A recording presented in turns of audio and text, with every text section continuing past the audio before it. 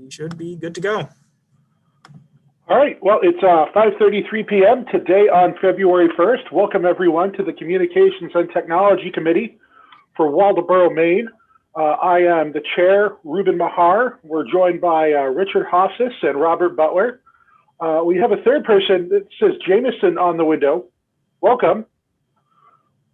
And it looks like in the building we have Max and the Jim Zletny. Jim and Jim, thanks for joining us. Looks like we have a quorum present. Does everyone agree on that? Yes, I agree.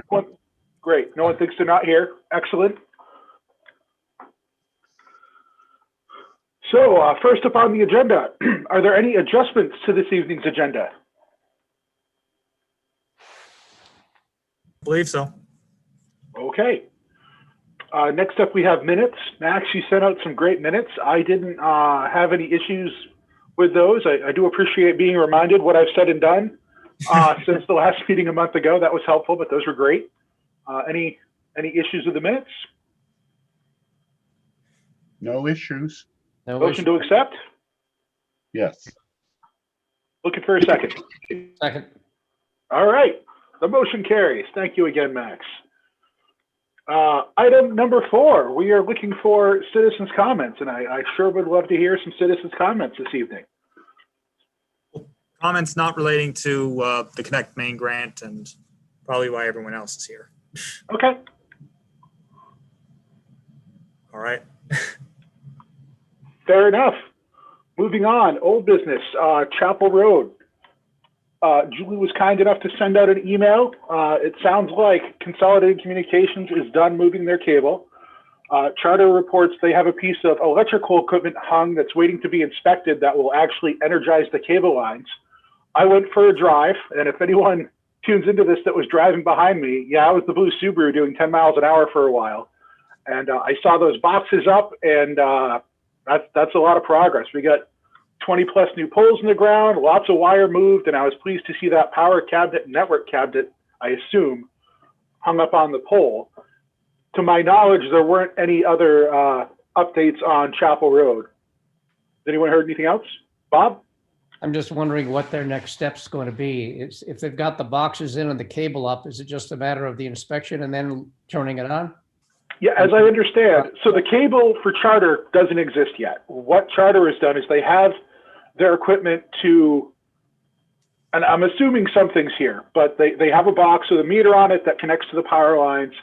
CMP has to inspect and okay that before they can energize it. Once that's okay, the next step is to get their media up on the poles.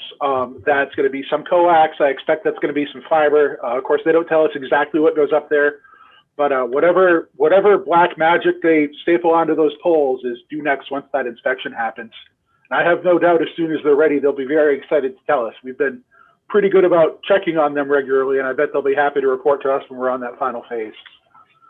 That's great. I hope it's fiber and that it's symmetrical service available. If not, people may not opt for that, but at least they have the option.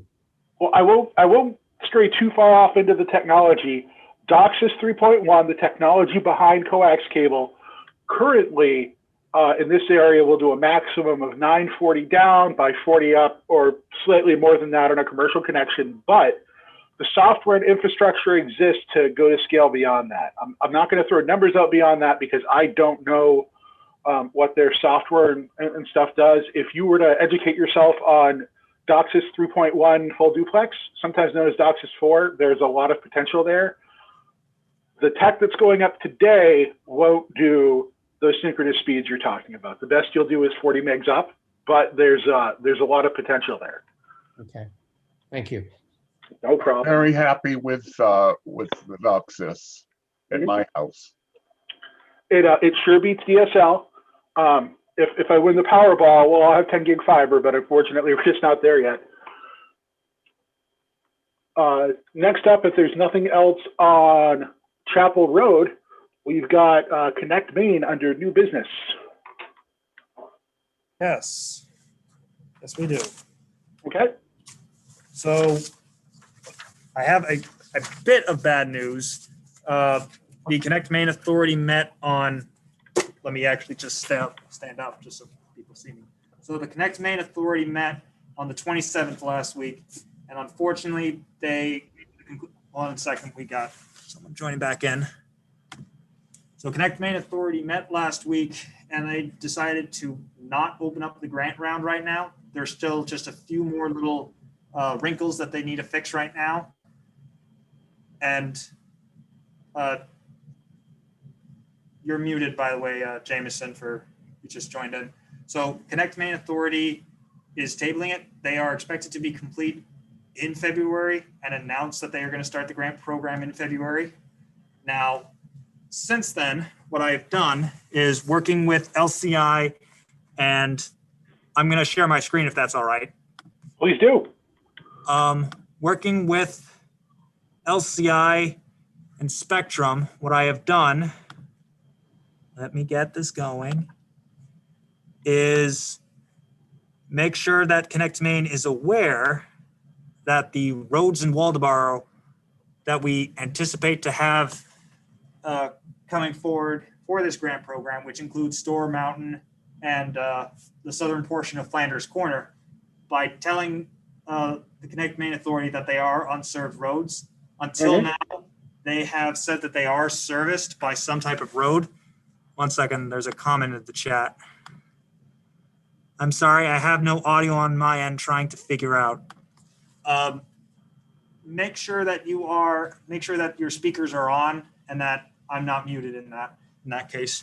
So what I've done is I sent out a specific link that the Connect Maine Authority has used to determine that these roads are served or unserved.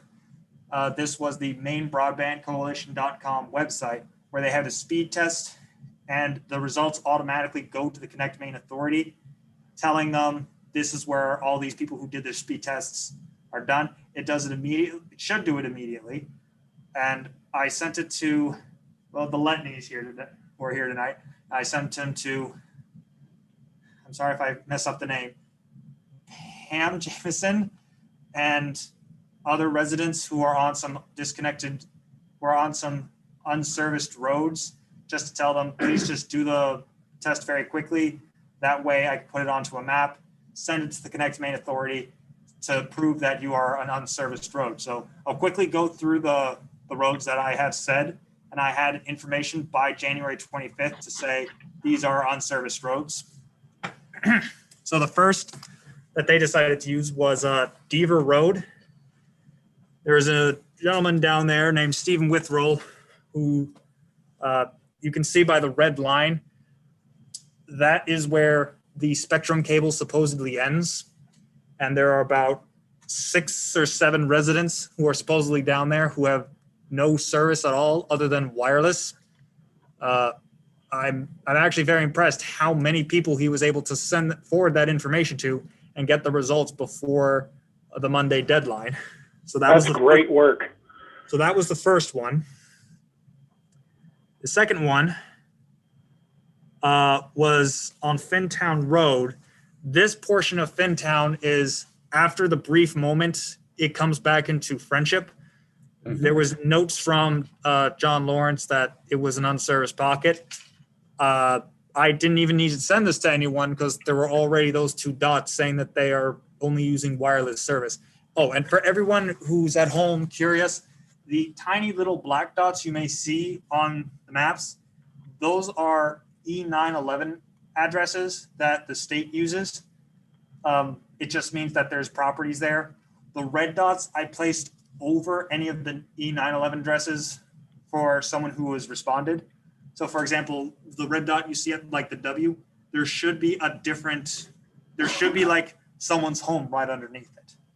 So just a quick point of clarification. The next one, and again, I don't know why they did the order they did with these roads. Oh, let's get this. There we go. So here we have the southern portion of Flanders Corner. The orange line is the LCI fiber. Red line is Spectrum one.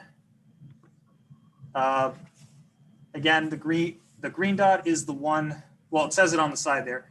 The red dot you have less than 25 megabits per second for download speeds. Green dot, you have more than 25. And black dot, it just meant that it's unserviced. And then over here, we have Hoke Road. This is one that, Bob, you asked me to, again, this was one that I didn't even need to send it out to anyone, I think. Or Bob, maybe I did send it to you and you sent it to the resident who does live on the road. I did, yeah. All right. That would actually explain it a bit. And then last but certainly not least, we have Store Mountain. I get this as best as I could. And this one was actually supposed to have Store Mountain, Noise Road, and Jackson Road. The Connect Maine Authority looked at this map and believed it confirmed that Noise Road is serviced. I think that's something we're going to have to work on with the residents in the private section who are north of that later on, because I don't believe that's the case. The cable kind of ends right where that green dot is, and there's more people who live up there. But, you know, for this one, I'm just more focused on Store and Flanders Corner. And then we got Store Mountain. I don't think I could fit the entire map. Nope, I could.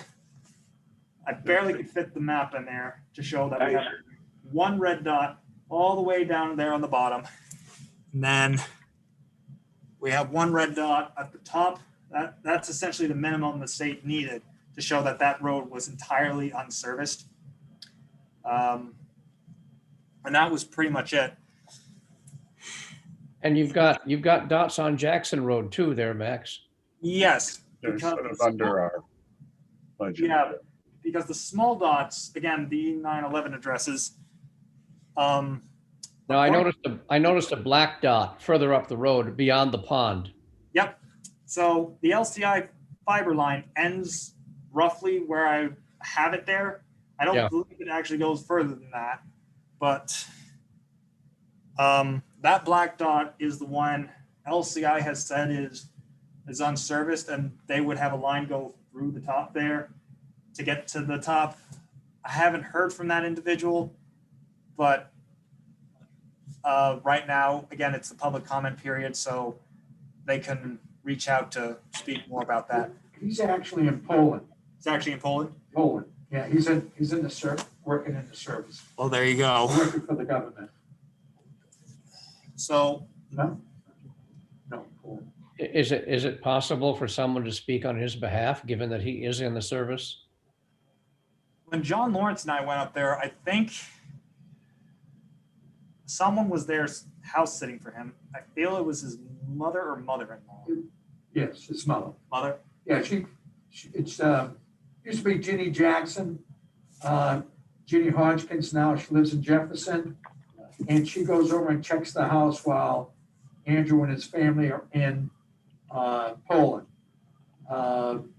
And I know at one point in time, he was, when he was back, he was getting some internet service from our former Red Zone tower. However, at this point in time, they're not sure what his time frame is to come back.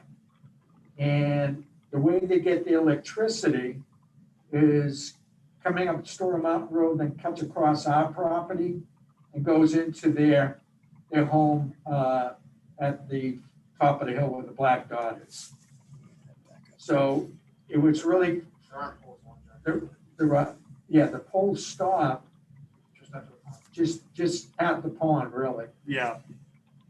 So it would have to go up our road, then across over to Patrick's house or the Hodgkin. Are there already poles connecting your area to theirs? Yes, that's how they get the electricity. Okay. Yeah. Just curious. But It's kind of up in the air because we're not sure when he's Coming back. coming back. He might be there 3 years. All right. I mean, No, that's fair. I mean, right now, the state has looked at it. Yeah, Bob, I saw the hand. I'll just quickly finish my point. The state looked at it. It's on the website and it's now in the public comment period, which I believe ends February 24th. So anyone in town can call or email the state and say, these areas are or are not served. This is what they have. Jim came here tonight and he gave me a lovely stack of narratives from people who live up on Store Mountain Road, and I will send them to Connect Maine right after this meeting, saying, here is your public comment. And I encourage others to do the same. And that I think was the rest of my points. And Bob has his hand up. Yeah, I'm just not sure how we publicize what you just said, Max. That's one point. And the second point is that those poles that run from Store Mountain over to Jackson, I've seen them. They won't support the requirements of LCI or Spectrum.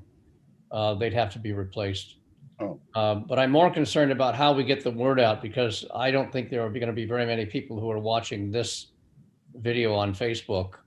Is there a way of posting something on the Facebook page of the town website and on the town website, and giving them the information either to call you or the link to which they must go to make a report? Again, I don't know how they go to the link if they don't have any access at all. So it's probably best for them to call you and go over it. I would definitely say, if you know someone who lives on one of those roads that I just mentioned, have them call my office and I can give them some directions, or email my office and I'll give a little blurb that I think I sent to you prior. Yeah, pretty much saying, have some statements and send them to Connect Maine at maine.gov, I think. And I think that's just a brief little summary I can do. I can try and make something for Facebook. But it's definitely better to know someone who lives out on those roads and tell them, please go here. I'll probably have to do like a little mailing campaign for some of these people, just using the addresses that are here at the town office, sending them a letter and saying, public comment period has started. You're in one of those areas that the state's determining whether or not it is serviced or not. You can go to this website and give your thoughts, or you don't have to. But we strongly encourage you to respond to the state so that you can be a potential candidate for grant funding in the future. But I'll try and think of a short and sweet version of that.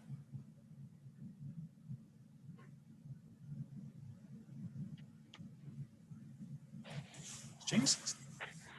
Okay. So thank you for that, Max. That was great. Before we adjourn, which is the next item on the agenda, I guess I just want to add last minute here. Any other chance for any other public comment, questions, or anything else anyone here wants to check in on? So wait, I mean, did any of the citizens who are here tonight have any questions of the Connect Maine Authority grant or anything like that? Well, I guess with the change that you have just talked about earlier, Right.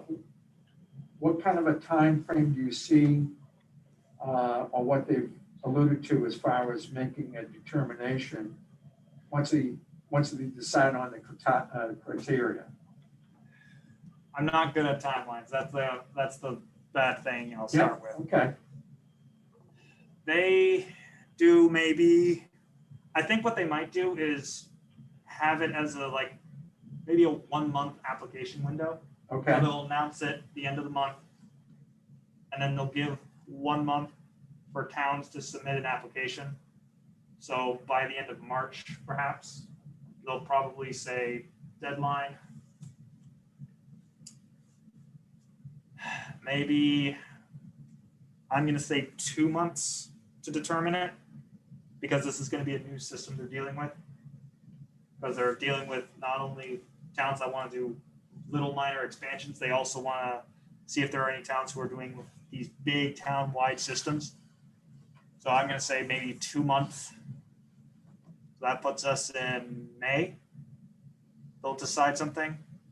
And then I guess it comes down to what the construction timeline looks like. Like Chapel Road, for example, I'm still surprised it's happening, but that's because we didn't expect them to replace all those poles. For fiber,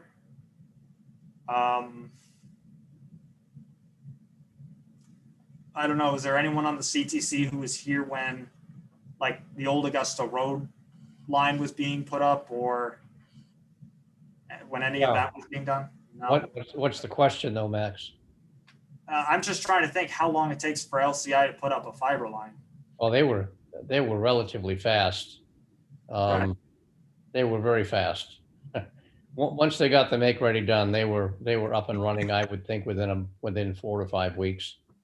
It was really fast. So assuming we get the grant. So July, assuming everything goes going plan, no hitch. That's an early estimate, I'd say. I guess the other question is, based on what we've seen historically, the Connect Me grants have usually been somewhere around 50% of the overall cost. And we're gonna try and go for 50% for this one. And I know that when you and I had talked about a week or two ago, you had asked, are you going to ask LCI if they were gonna contribute or what kind of dollars and cents they would throw at These projects. a project such as Store Mountain? I don't know if you got any.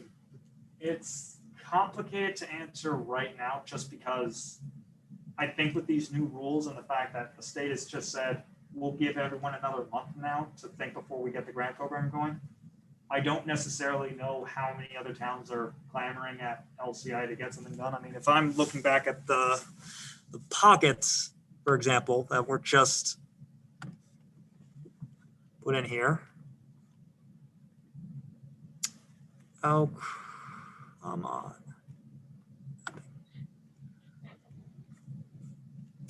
I mean, there's about 3 other towns in Lincoln County that LCI might be working with.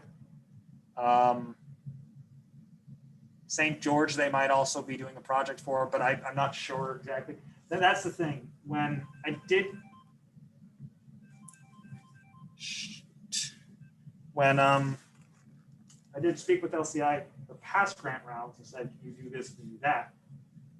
They would always say that's going to be difficult because we're working with another community at this point. And the communities were doing bigger projects, like they were doing one, I think, in Bodenham. They were doing the one down in Bremen. They were doing the CARES Act funding for what's happened up in Waldo County. Right. Yeah. So it's hard for me to say. But they do seem that they can contribute a few, some money to this cause if we are committed to this one. But I just don't know how much. So they haven't put a dollar figure on it. I don't have a dollar figure. Okay. Bob? I just point out on the timing issue again, one of the factors that determined how quickly they were able to react after the grant was made available was how busy they were. Sure. Right. So I think in terms of their ability to act and how quickly they can act is going to be a function of how much they have on the table. And I think it's fair to say that since Old Augusta Road is done, this thing has heated up quite a bit. Demand has heated up quite a bit, and there are a lot of communities and commitments that these companies have made. So That's right. I wouldn't I wouldn't take any timeline to heart at this point. Right. Right. Practically speaking, I wouldn't. Right. And And hopefully we're in the queue, Bob. right. And I definitely want to submit an application. I would love to just, I don't mean this in a bad way or with LCI or anything, but I would like it that we've finished LCI expansion in Waldoboro, if that makes sense. Like Store Mountain, Flanders Corner, parts of Jackson, that's really the last bits that we could extend the LCI fiber line on. Then after that, it's, I think, planning the expansions with Spectrum, because there's not too many other spots that Connect Maine could fund LCI expanding. If what I said made sense. Like I would love to just be done, I guess, in North Waldoboro to have you guys connected. Right. Then you don't have to drive 30 minutes down just to attend the meeting for 30 minutes. I feel it just sounds bad no matter how I say it. Yeah, well, that's all right. I guess just to jump back for clarity, with respect to Andrew Hodgkins on the Jackson Road, Right. are we just gonna leave that as is until he's back full time? I mean, and again, he may be off again, Right. and, does he wanna, I guess I need to reach out to his mother and say, we are pursuing this. Is this, we can do it, but like I've said to you and to Flanders Corner and to anyone who's been interested in this is probably going to be an LCI and residential local match that's going to be done. So if they have a local match, then I don't see an issue with them doing that.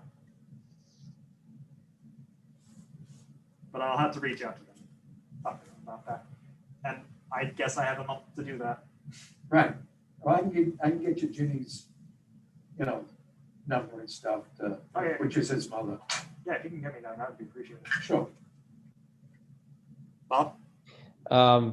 Just one other thing I've learned recently, there is going to be a bill before the legislature that redefines underserved as anything below 100 by 100. And who knows whether that passes or not. But if it does pass, the discussion I heard around this was very focused on rural areas, not metropolitan areas. And so the discussion around it was that if that is the new standard, it's an incentive to get rural areas lit up. And then I guess if that were the case, we'd be revisiting this conversation. Because all of Waldoboro, except those areas that are served by LCI, would be underserved. Just a thought. Based on that.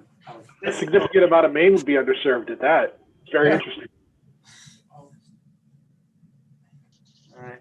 I'll keep that in mind. Well, it seems to me that, you got to look at this whole thing differently. Based on I'll be back in just a minute. what has transpired with the pandemic, you almost have to look at the internet as being a utility, just like we have electricity.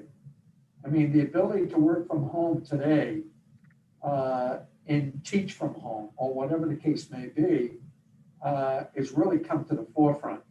And if we want to have good people here in the state that can work and work remotely, it's really paramount that we get this accomplished in our state. The more people that move here, the more opportunities we can create. The days of mass production that seem to kind of slid by the wayside, the paper mills and so forth, that it's kind of a different era that we're in. So I think it's extremely important that we, Bob, to your point, if the state looks at it in that way, they're going to really have to infuse some money into, upgrading the entire state essentially. You're preaching to the choir, Jim. I know, I hear you. Well, especially you guys. I mean, like you don't already know, but Don't stop making that point, though. That's you're right on the money. Well, I think it just being a substitute teacher, being a former teacher, knowing my sister who teaches, people that have John Morris or Chris Moyles who works for the state. He can't work from home during the pandemic, so he has to go to either his sister-in-law's place in Damascata, or he has to drive into Augusta. And, with the governor saying, you can do this remotely. He's got the best plane he can satellite-wise, and it's not even close to being comparable. I mean, his wife's an artist, and for her to send stuff across the country, or with these large files, it's next to impossible. And again, it just emphasizes to me, the incredible need for the state and obviously for our road too, but for the state. anyways. Sorry, I'll get off my soapbox, Bob. I have a general question. Just, Bob, you mentioned legislation that might help. How long a process is that? Is it like a year? Or would it before the renew requirements for speed would be in place if they pass it? Any ideas? Is it like a hasn't long even- time? No, it hasn't even gotten to committee yet, so. it's No. just Oh, I see. out there and put it in the hopper, so it's could gotta be. be assigned to a committee and then people have to weigh in. But So, it's something to keep in mind and keep our eyes out for. I see. Okay. So, It's going to be a fight for sure, but Yeah. there's not a lot of things I jump in front of, but man, I'd love to see that. The infrastructure is there a lot more than people think it is. That's the kind of thing that could push that on pretty fast. So someone came in and it just says iPhone, so I don't know who this person is. All right, well, let's give them a minute. Or I guess not. And again, I'm sorry if I got the name wrong. Is this Pam Jameson who's also with us? There's a little mic on the bottom left of your screen. Click that and you should be able to speak. Right, it's muted. Yes, it is. Can you hear me? Yeah, it is Pam. I was right. I'm having my internet, ironically, is giving me fits tonight. So I'm having a hard time with the audio and logging in. Did you have anything you wanted to say regarding the Connect Maine grant or? No, it's just really important. We have a high schooler that tries to log into her classes and gets kicked out every single day, pretty much. And it's just a struggle. So Where do you live?